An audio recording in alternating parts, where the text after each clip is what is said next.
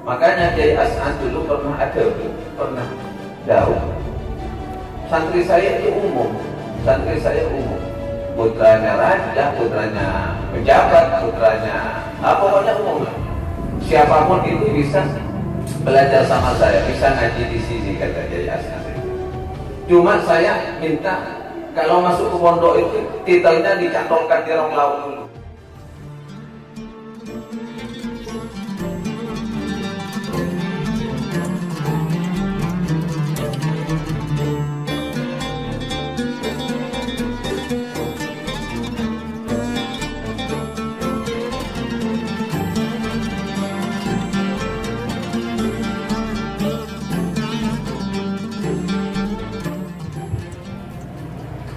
Assalamualaikum warahmatullahi wabarakatuh.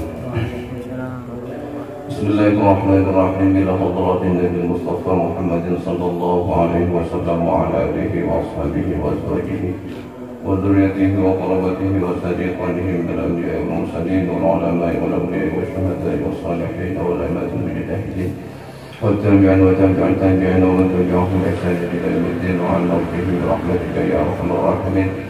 إلى حضرات الملائكة المقربين بالرؤية والميكائيل وإسراف وأنذراء وحملة العرش وعلى جميع الأنبياء والمرسلين صلوات الله وسلامه عليهم أجمعين. وإلى حضرات مؤلف هذا الكتاب إنه الشافعي وإلى حضرات الملك وشيخنا خليل بن عبد اللطيف البكالي وشيخنا حسين الشافعي وشيخنا شمس العارفين شيخنا أسعد بن شمس العارفين وشيخنا عبد الرحمن شمس العارفين وشيخنا الظافر منور وشيخنا بن أحمد فوائد أساس وإلى روح سيد محمد بن علوي الملك الحسن وإلى روح شيخنا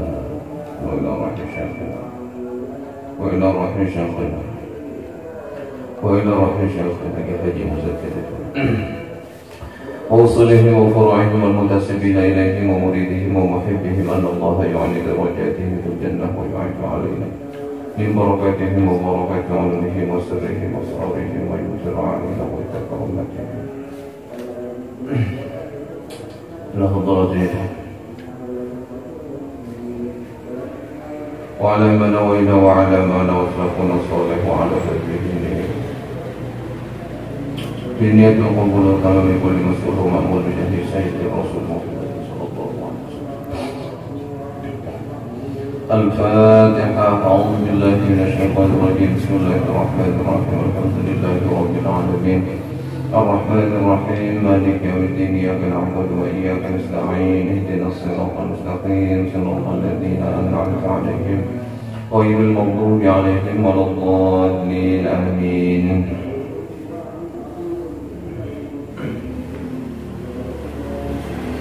بسم الله الرحمن الرحيم. الحمد لله رب العالمين. الصلاة والسلام على أشرف الأنبياء والمرسلين سيدنا محمد صلى الله عليه وسلم وعلى آله وصحبه أجمعين. سبحانك لا علم لنا إلا ما علمتنا إنك أنت العليم الحكيم. رب اشرح لي صدري ويسر لي أمري واحلل عقدة من لساني يفقهوا قولي. اللهم ارزقنا فهم النبيين وحفظ المرسلين وإلهام الملائكة المقربين. اللهم إنا نستودعك جميع ما حفظناه وما نحفظه من العلوم والمعارف حتى ترده علينا في وقت احتياج إليك. لا حول ولا قوة إلا بالله العلي العظيم. قال المصنف الشيخ الفقيه الإمام العالم الورع الزاهد الضابط المتقن أبو زكريا يحيى محي الدين بن شرف بن حزام الحزامي النووي رحمه الله تعالى ونفعنا بعلومه وبأسراره وخصوصيته في الدارين آمين.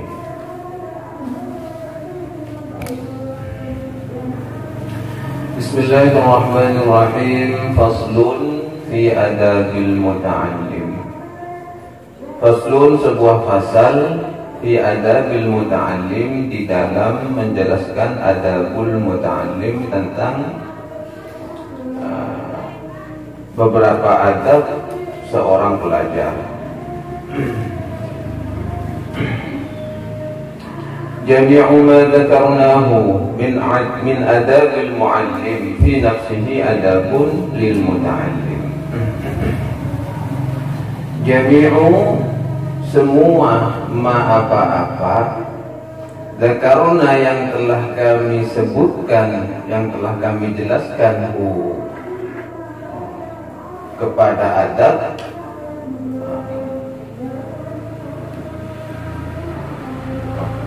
jami'u semua apa-apa zakaruna yang telah kami sebutkan min adabil muallim, dari adab-adab seorang guru, fi nafsihi untuk dirinya guru, adabun lil muta'allimi, ialah juga ada adab-adab lil muta'allimi untuk pelajar, untuk orang yang belajar.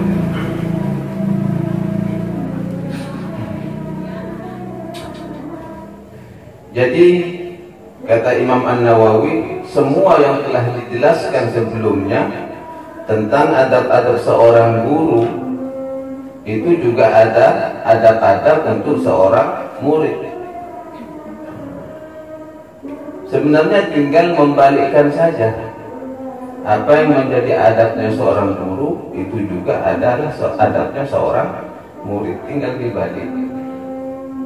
Cuma mungkin ada beberapa tambahan yang perlu diperhatikan oleh seorang murid di dalam beradab kepada guru. Wa min adabihi, dan di antara adab-adabnya murid, ayyajtaniba, yaitu hendaknya meninggalkan al-asbaba asyaghilata, sebab-sebab yang bisa melalaikan anit tahsili, dari mendapatkan ilmu, illa, kecuali sababan yang menjadi sebab, illa, kecuali sababan yang menjadi sebab, labudda, yang tidak boleh tidak, minhu, dari muta'allim, lil hajati, untuk kebutuhannya.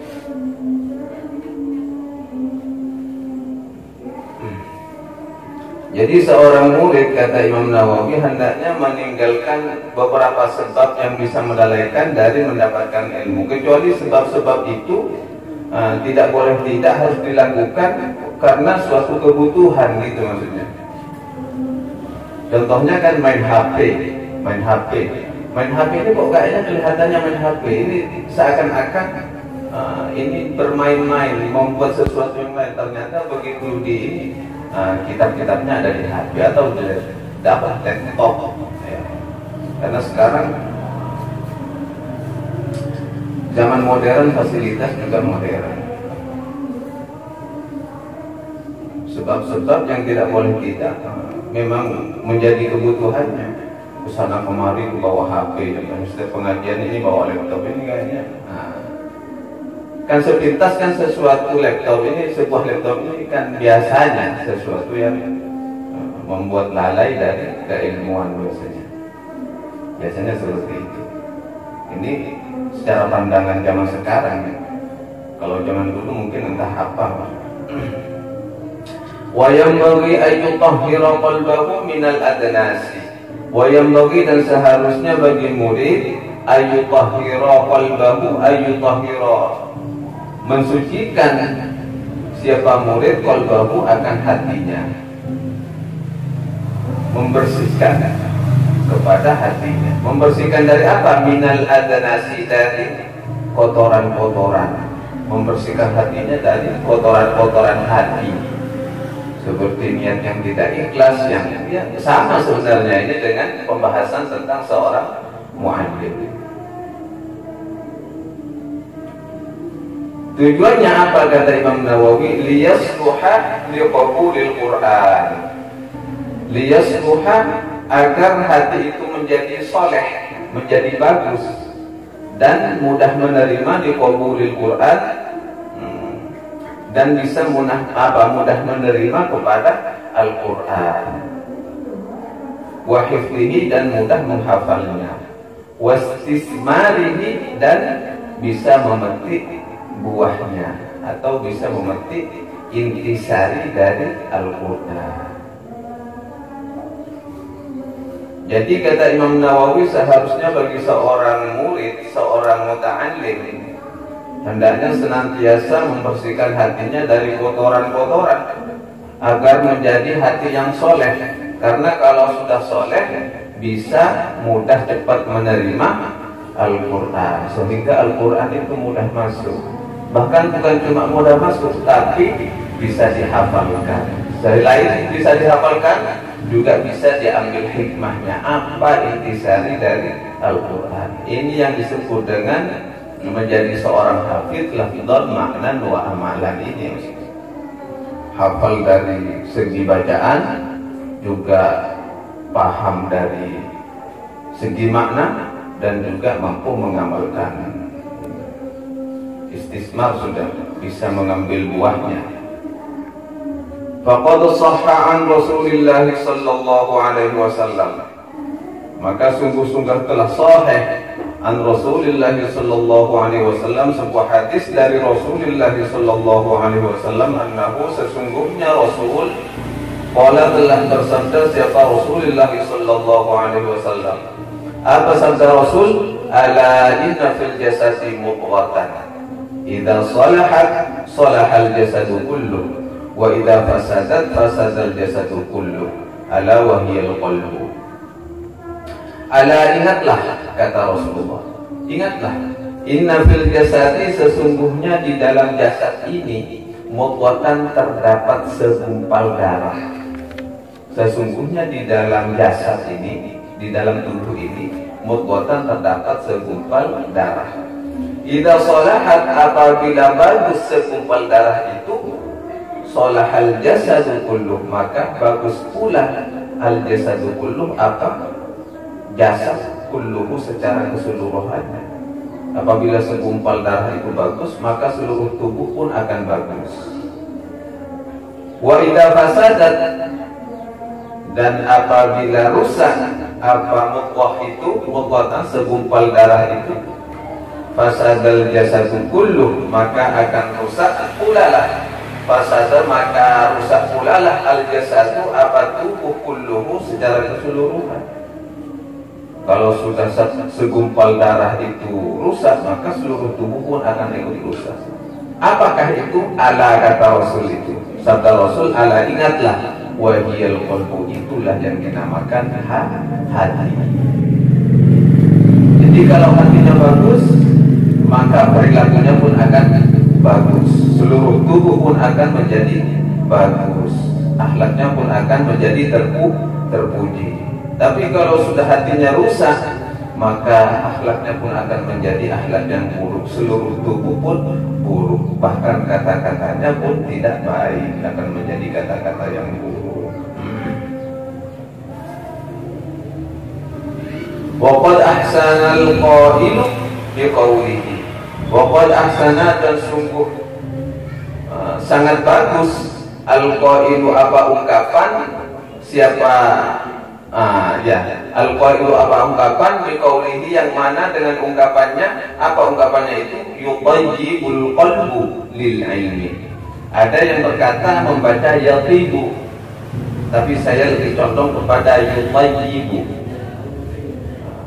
karena ada sebagian yang maknanya sama, cuma beda dikit pemahaman. Kan beda pemahaman. Kalau dibaca yatibu ya sama, menjadi baik. Kalau yutayyibu harus menjadikan baik, gitu. Kan beda sedikit. Saya lebih condong kepada mana tayyibah, yutayyibu, tayyiban.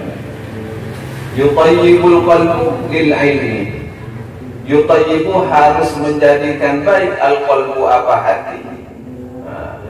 Yutayyibu, harus menjadi baik itu al-qalbu, apa hati, lil ilmi, untuk ilmu. Yutayyibu, harus menjadi baik al-qalbu, apa hati, lil ilmi, untuk ilmu. Kama tutayyibul ardu lizzaraati, sebagaimana menjadikan baik al-ardu, apa bumi, lizzaraati, untuk tanam-tanaman.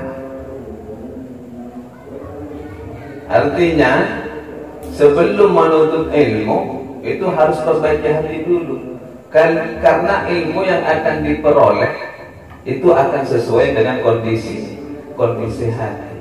Jika niatnya tak ikhlas, hatinya tak bagus, Kalau sudah ilmu itu gaduh masuk, maka ilmu itu akan diarahkan kepada sesuatu yang tidak bagus, begitu maksudnya. Jadi untuk mengolah tanaman untuk menjadi tanaman yang bagus, tentunya apa? Lahannya harus diperbagus dulu. Kalau tanahnya gersang, contohnya kan begitu. Kama tutayyibul ardu lizra'a, sebagaimana menjadikan baik apa lahan lizra'ati untuk pergi apa namanya tadi, tanaman. Jadi kalau tanahnya itu tidak digarap dulu, dibaca dan semacamnya, lalu hanya sekedar ditanami sebuah tanaman entah jagung apapun itu, maka tumbuhnya pun tidak akan bagus. Karena berasal dari tanah yang keras, tanah yang tak subur. Jadi tanah itu harus disuburkan dulu. Secara logikanya begitu. Bisa atau sebaliknya. Karena ilmu, hati bisa lembut. Tapi ilmu itu bisa lurus karena melalui hati yang ikhlas. Paham ya? Jadi untuk meraih manfaatnya ilmu itu, hati itu harus ikhlas dulu. Hati itu harus bagus dulu, sebagaimana sabda Rasul tadi. Idza shalahat shalahal jasadu kullu. Apabila sudah bagus mudghah itu terdidik dengan keikhlasan yang bagus, kualitasnya bagus, maka shalahal jasadu kullu, maka akan bagus pula seluruh perangai orang tersebut, baik dari ilmunya, dan ilmunya bukan akan menjadi ilmu yang bagus, ilmu yang bermanfaat. Karena tak sedikit, maaf saja, tak sedikit ilmu itu dipergunakan untuk membodohi orang, itu ilmu kan. Tapi karena hatinya tak bagus, ilmu kayak nipu orang sama mana, juga tak sedikit orang pintar, tapi ini sifat koruptor. Iya kan? Itu faktornya dari apa? Itu harus juga ini maksudnya begitu. Teka ilmu nada, tapi yang menrojek. Antara ilmu dengan hati itu saling mengisi. Tapi yang diutamakan oleh Rasulullah adalah hati. Jadi orang belajar itu harus memperbaiki hatinya dulu, kata Rasulullah, secara tidak langsungnya ya begitu. Karena harus menjadikan baik al-qalbu apa hati lil ilmi untuk ilmu. Karena hati itu adalah wadah. Hati kan itu baca.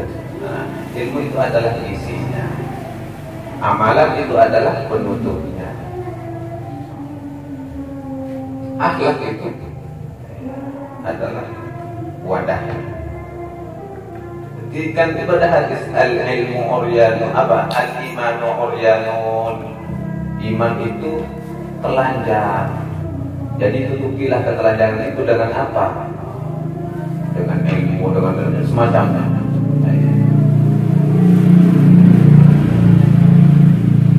Wa yanbaghi ayyatawadda'a li mu'allimihi.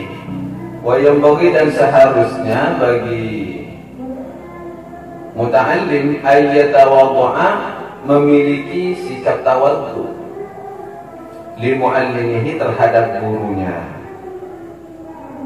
Wa yata'addaba ma'ahu, dan harus ta'addaba, beradab, berakhlak atau beretika, bersikap sopan ma'ahu, kepada gurunya. Wa yata'addaba, seorang murid itu harus beradab ma'ahu, kepada gurunya. Wa in kana, meskipun ada guru tersebut asgharu minhu, lebih muda daripada dirinya. Wa in kana, meskipun ada seorang guru itu asgharu minhu sinnan, lebih muda daripada muridnya. Contohnya muridnya lebih tua dari gurunya. Kalau sudah berguru ya harus tetap beradab.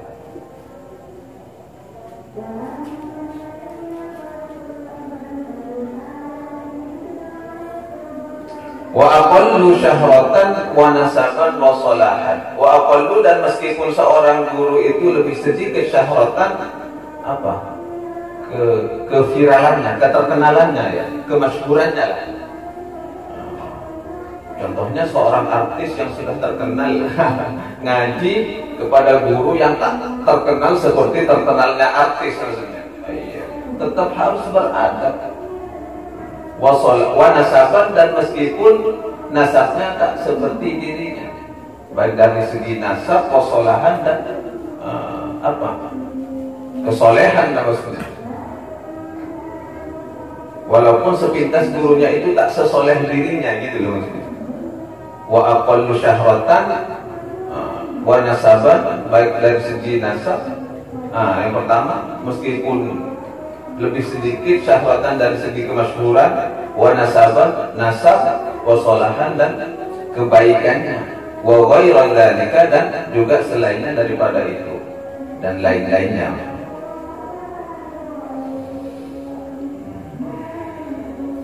Jadi meskipun seorang bangsawan ini dari segi nasab ya, berguru kepada orang yang bukan darah biru, ya, tetap harus beradab. Makanya Kiai As'ad dulu pernah jauh. Santri saya itu umum, putranya raja, putranya pejabat, putranya pokoknya umum lah. Siapapun itu bisa belajar sama saya, bisa ngaji di sini, kata Kiai As'ad itu. Cuma saya minta kalau masuk ke pondok itu titelnya dicantolkan di rong laut dulu.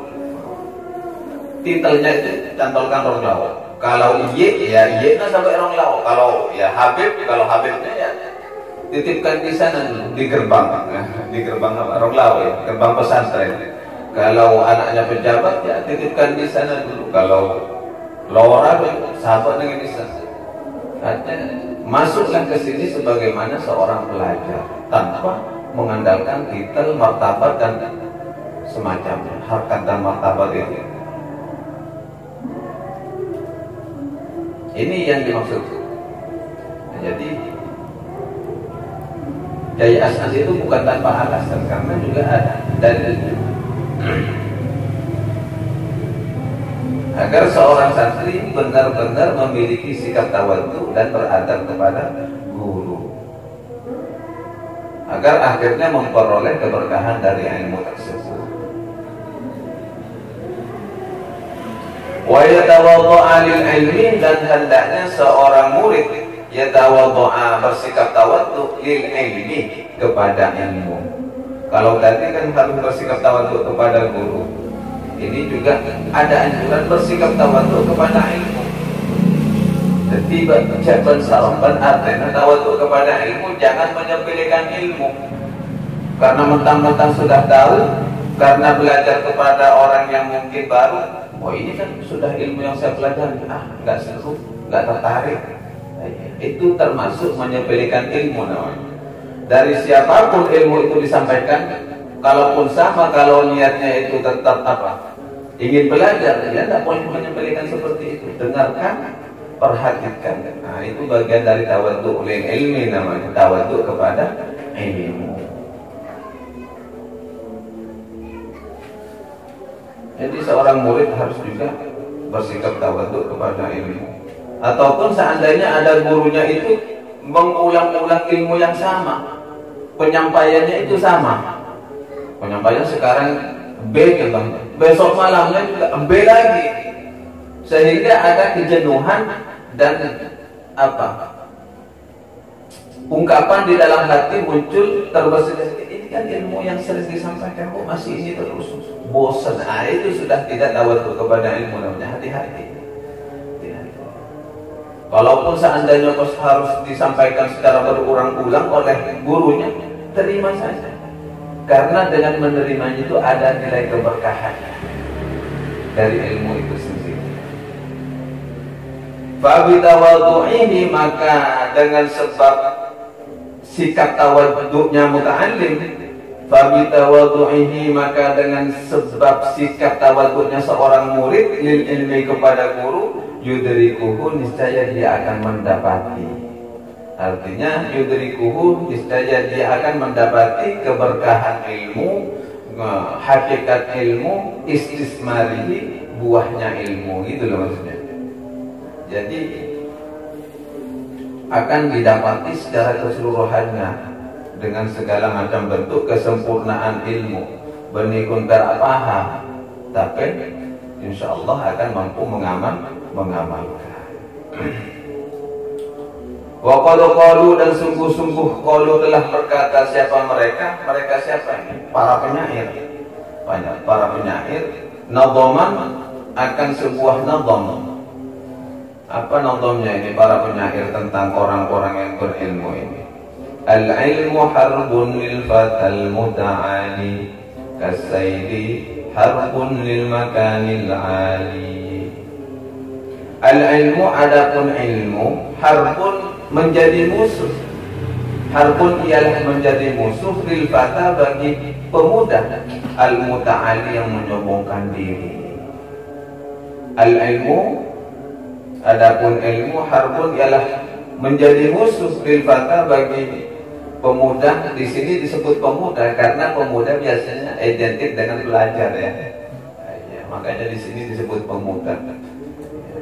Pas kita di pas asal oleh SMP boleh kan tak pantas. Bukan lil fata boleh. Setengah patah gitu. Jadi ilmu itu menjadi musuh lil fata bagi pemuda al-muta'ali yang sering menyombongkan diri. Kasairi laksana banjir, laksana air bah ya banjir. Harbun menjadi musuh lil makanil ali untuk tempat yang tinggi. Jadi air yang mengalir itu kasairi, artinya secara bahasanya nih, sailun itu adalah air yang mengalir. Bisa dikatakan banjir, yang penting air yang mengalir. Harbun menjadi musuh lil makanil ali untuk menuju ke tempat yang tinggi. Tidak artinya tidak ada air yang naik ke atas, tidak ada. Tapi di sebuah daerah ada yang air itu naik ke atas, itu ada. Saya lupa itu namanya, daerah mana. Yang jelas airnya itu bukan mengalir ke bawah, tapi mengalir ke atas. Itu bagian dari karomah dari seorang wali dulu. Diminta, artinya menunjukkan khawarikul adatnya. Karena tidak ada sumur, pompa air tidak ada dulu. Ya diminta airnya tersentuh dengan sendirinya naik ke atas. Dan sampai sekarang itu masih ada. Entah apa daerah mana itu, daerah Jawa Tengah apa mana, apa Jawa Barat saya lupa itu. Masih ada sekarang. Jadi untuk mengairi dari bawah langsung naik ke atas sendiri airnya. Itu ada salah satu wali yang memiliki karomah yang dipakai untuk itu, menampakkan karomah. Kalau itu kan sudah namanya khawarikul adat, keluar daripada kebiasaan itu, sudah bukan pada umumnya. Jadi yang mana pada intinya seorang pemuda itu tidaklah bisa bersanding, seorang pemuda yang sombong tidak bisa bersanding dengan ilmu. Orang yang sombong pasti ilmunya tak manfaat. Kalaupun berilmu, ilmunya tak manfaat. Wa yanbaghi an yanqada li muallimihi. Wa yanbaghi dan seharusnya bagi seorang murid an yanqada li muallimihi, senantiasa patuh, an yanqada senantiasa patuh li muallimihi terhadap gurunya.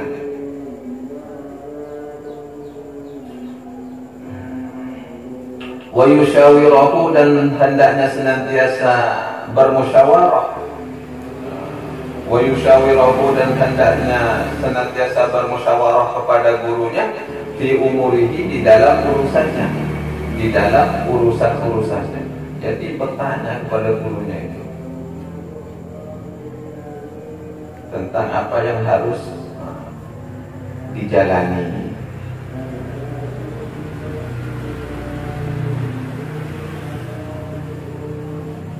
Wa yaqbalu qawlahu kal maridil aqil yaqbalu qawla at-tabib an-nasihil hadith. Wa yaqbalu dan seorang murid hendaknya senantiasa menerima. Wa yaqbalu dan hendaknya senantiasa menerima siapa murid qawlahu akan perkataan gurunya. Menerima perkataan gurunya kal maridi laksana orang sakit al-aqili yang cerdik, yang cerdas, yang berakal. Ada orang sakit yang tak berakal, yang hidden namanya, kan tak bisa dididik. Di sini disebutkan Imam Nawawi jadi juga dia menyematkan bahasa kal maridil akil, seperti orang sakit tapi berakal. Berarti sakitnya seharusnya sekedar sakit jasmani ya. Kalau dianggap pas sakit, ini tanpa ada penjelasan berakal, takut yang menafsiri mungkin memaknai bahasanya Imam Nawawi ini pada orang gila kan, tak berakal gitu. Di sini dijelaskan sama Imam Nawawi seperti itu. Kal maridil akil, laksana orang sakit yang berakal, baru yang senantiasa mau menerima qaulat tabibi, akan nasihatnya dokter, akan perkataan dokter an-nasihi yang senantiasa memberi nasihat al-hadiki yang lagi cerdas. Jadi seorang murid, saya pernah ingat ini daunnya Kiai mun nyantre jong mun akuru banda tak usah banyak penting turun banda pas bapak adalah orang yang sakit entah ke dokter apa sarana dokter ya tidak tahukan mun banda akuru tapi tak usah banyak penting mun banda saya tak paham oleh atanya yang menjadi apa jadi ungkapan dokter itu jangan banyak melanggar, jangan banyak berbentang. Jadi jangan banyak melanggar apa yang menjadi nasihat seorang guru, jangan dilanggar.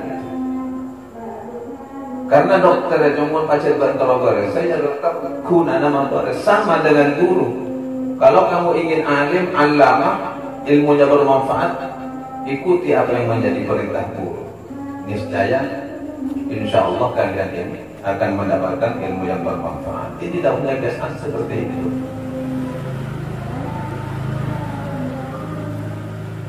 Wahada aula, dan adapun yang seperti ini aula adalah lebih utama. Jika betul-betul diikuti anjuran seperti ini, kata Imam Nawawi, aula itu lebih utama, akan lebih tampak apa hasilnya.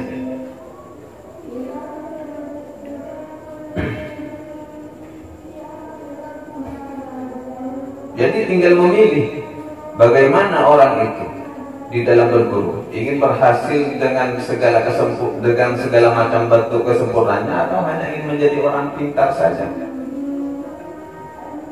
Kalau cuma ingin jadi orang pintar, ya tak beradab pada guru tak masalah. Tapi kalau ingin mendapat keberkahannya, harus juga diiringi